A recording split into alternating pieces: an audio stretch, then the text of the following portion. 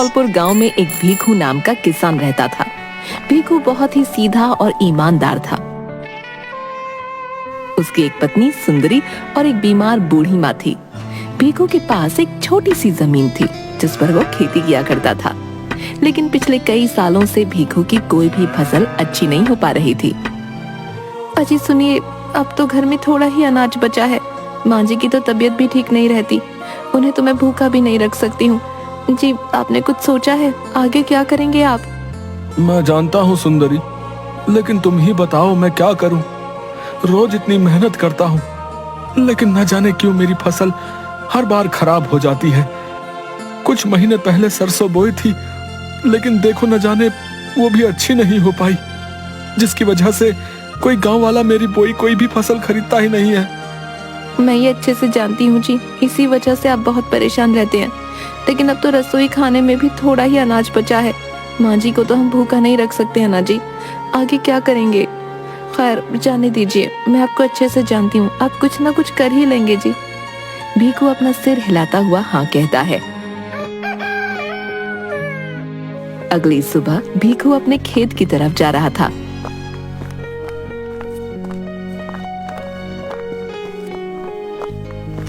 कि तभी उसे एक आवाज आती है जो कि भीखू का ही पड़ोसी होता है। उसका नाम जग्गी होता है, जो एक लालची और दूसरों से जलने वाला व्यक्ति था। अरे भीखू भैया, कहाँ जा रहे हो? लगता है अपने खेत की तरफ अपनी फसलों को देखने जा रहे हो, हैं? अरे भाई, अब रहने भी दो। आखिर कब तक अपनी बोई फसलों की आस में रहोगे? अरे कई सालों से तो कुछ नहीं हो पा रहा तुम्हारी फसलों का, अब आगे भैया क्या ही होगा, हैं?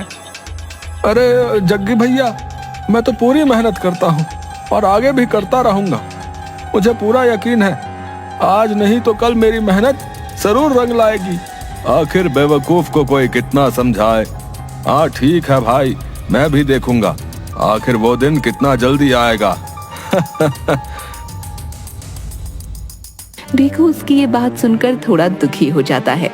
इसके बाद भीखू अपने खेत पहुंचता है और अपनी कुदाल से थोड़ी सी जमीन खोदने लगता है। वहाँ कुछ बीज प्याज की फसल के बो देता है। मैंने प्याज के नए बीज बो दिए हैं, बस भगवान करे इस बार मेरी फसल अच्छी हो जाए। जिसके बाद भीखू अपने घर आता है।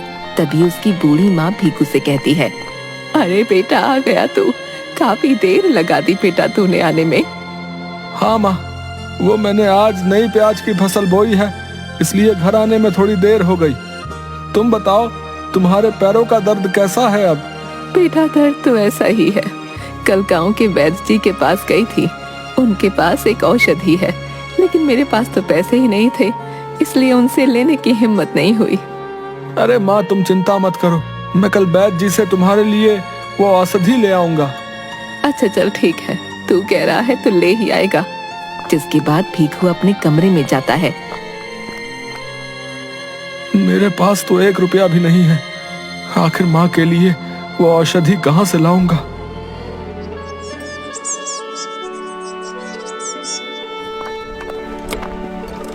अगली सुबह भीखू वैद्य के पास जाता है, जो काफी बूढ़े थे। वैद्य बाबा भीखू को देखते ही, अरे आओ आओ बेटा, कैसे आना हुआ? सब ठीक तो है ना? बाबा क्या ही बताऊं, कल माँ बता रही थी कि आपने कोई पैरों की दर्द की औषधि बनाई है। माँ के पैरों का दर्द बढ़ता ही जा रहा है, लेकिन मेरे पास पैसे नहीं है। इस बार भी मेरी फसल अच्छी नहीं हुई है। बाबा मैं क्या करूं, मुझे कुछ समझ ही नहीं आ रहा है। अरे बेटा, तुम तो जानते ही हो मैं बहुत बूढ़ा हो चुका हूँ। जंगलों के पेड़ पौधों से जो भी औषधि बनाता हूँ, उसी से अपना गुजारा करता हूँ। लेकिन बेटा, तुम्हारी मजबूरी को देखते हुए मैं तुम्हारी माँ के पैरों की औषधि दे देता हूँ, लेकिन तुम्हें इसके बदले मुझे 4 दिन तक भोजन कराना होगा। भीखू ये सुनकर सोच में पड़ जाता है। ठीक है बाबा, मैं 4 दिन तक रोज तुम्हारे लिए भोजन लेकर आया करूंगा। जिसके बाद बाबा उसे कांच की शीशी देता है, जिसे लेकर भीखू अपने घर आता है। घर पर उसकी माँ और बीवी होते हैं। तभी भीखू अपनी माँ से, ये लो माँ, मैं तुम्हारी दवाई वैद्य जी से ले आया हूँ। अब तुम्हारे पैरों के दर्द में जल्दी आराम आ जाएगा। अरे मेरे लाल, मुझे पता था तू जरूर मेरी दवा ले आएगा। अब तू देखना बेटा, मैं जल्दी ठीक हो जाऊंगी। तेरे जैसा बेटा पाकर तो मैं धन्य ही हो गई बेटा। ये तो मेरा कर्तव्य था माँ। तभी उसकी पत्नी भीखू के पास आती है। सुनिए जी, सच सच बताइए, आपके पास मांझी की दवा के लिए पैसे कहाँ से आए? क्या किसी से आपने उधारी ली है? नहीं नहीं भाग्यवान, मैंने किसी से उधारी नहीं ली। वैद्य जी ने पैसे नहीं लिए हैं, लेकिन वो क्या कर रहे हैं? बताइए ना जी, मुझे पैसे कहाँ से आए वैद्य को देने को? सुंदरी, वैद्य जी चाहते हैं कि माँ के औषधि के बदले मैं उन्हें 4 दिन का भोजन खिलाऊं। क्या कहा आपने? 4 दिन का भोजन? ये क्या बोल दिया आपने उनसे? आपको पता है रसोई घर में सिर्फ सीमित ही भोजन रह गया है। ऐसे में अगर हम 4 दिन तक रोज भोजन वैद्य को दे देंगे तो मैं आपको और माँ जी को क्या खिलाऊंगी जी? भाग्यवान, मैं जानता हूँ मेरे पास दूसरा और कोई रास्ता ही नहीं था। माँ के लिए वैद्य जी से वो औषधि लेनी बहुत जरूरी थी, इसलिए मैंने उनकी बात मान ली। जिसके बाद दोनों बहुत दुखी हो जाते हैं। शाम होती है। भीखू की पत्नी भीखू और उसकी माँ को भोजन देती है। भीखू की माँ भोजन खाने लगती हैं, लेकिन भीखू सिर्फ भोजन को देख रहा था। अरे क्या हुआ बेटा, तू भोजन क्यों नहीं खा रहा? अरे माँ, खा लूंगा, अभी थोड़ा मन नहीं है, आप खाइए ना। जिसके बाद भीखू की माँ अपने कमरे में चली जाती है और भीखू अपना भोजन लेकर बाबा के पास जाता है।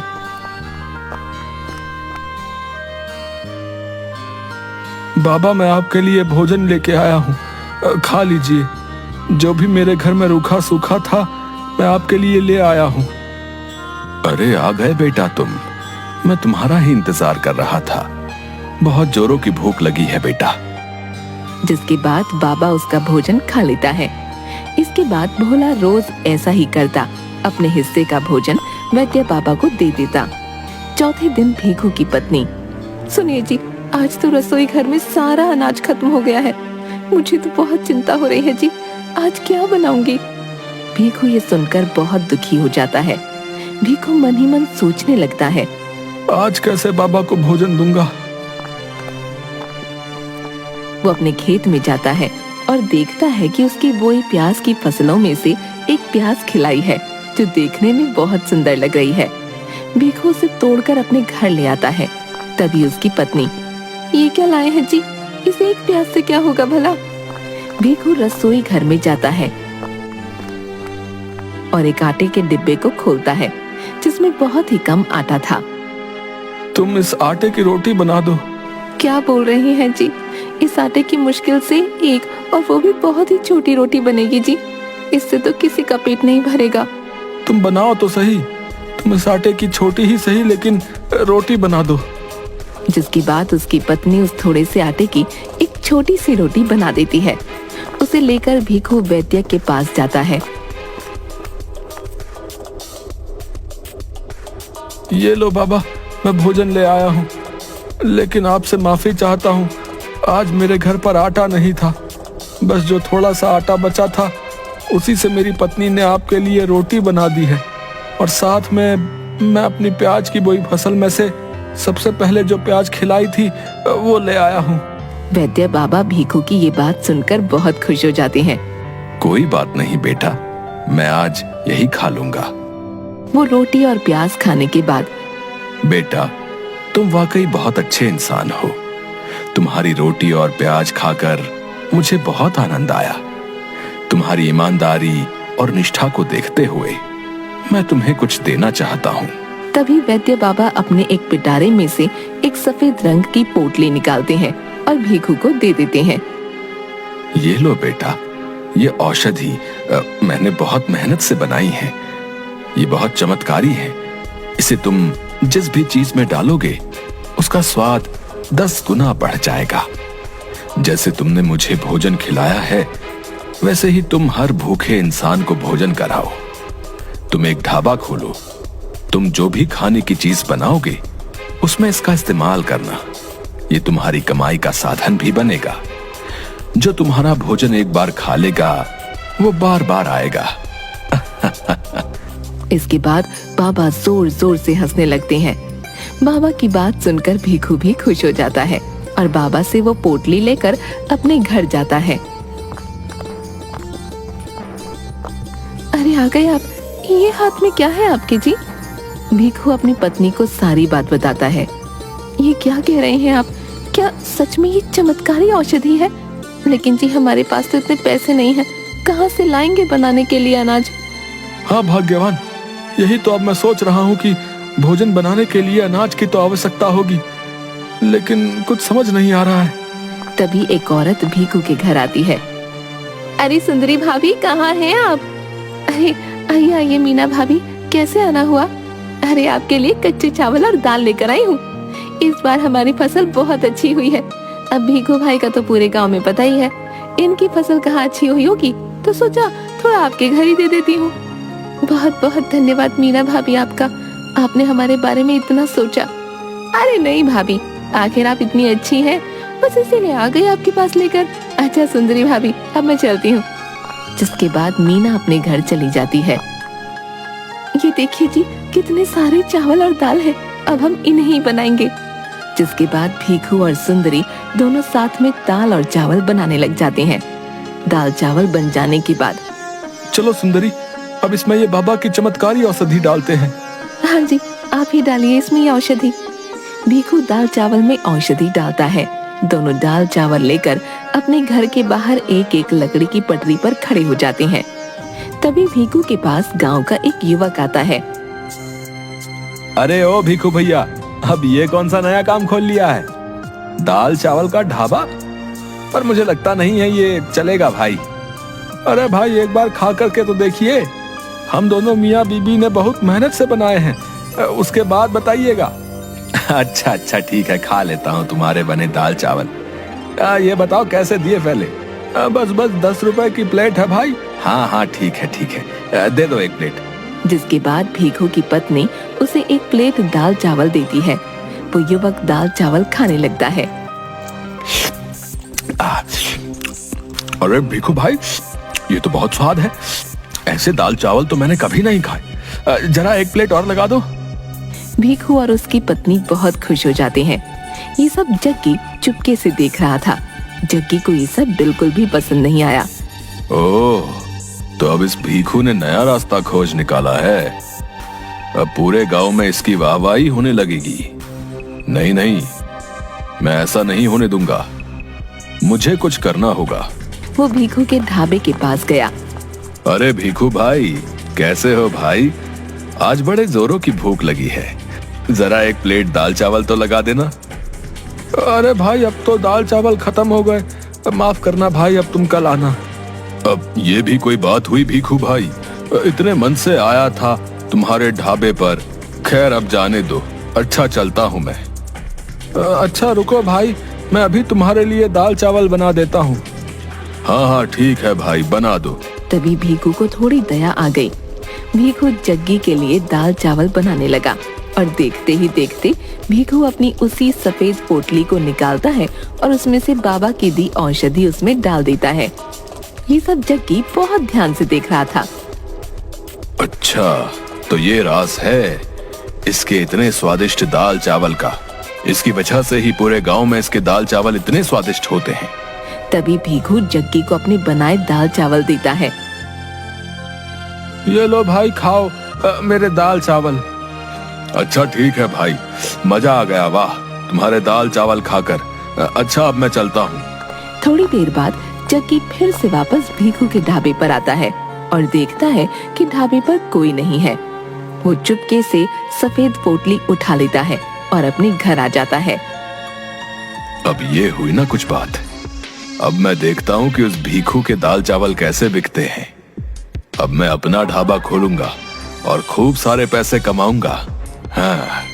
उधर भीखू को पूरे ढाबे में जब कहीं वो चमत्कारी पोटली नहीं मिलती तो वो और उसकी पत्नी बहुत दुखी हो जाते हैं। अब हम क्या करेंगे जी? आखिर वो पोटली कौन ले जा सकता है? मुझे तो कुछ समझ नहीं आ रहा है, अब क्या होगा? भीखू उसी बाबा के पास जाता है। बाबा, वो पोटली जो मुझे आपने दी थी वो किसी ने चोरी कर ली है। अब क्या होगा बाबा? अब कैसे मेरे हाथ के बने दाल चावल लोगों को पसंद आएंगे? बेटा, तुम चिंता मत करो। जिसने भी वो पोटली चुराई होगी उस पर उस औषधि का उल्टा असर होगा। लेकिन बेटा, तुम उदास क्यों होते हो?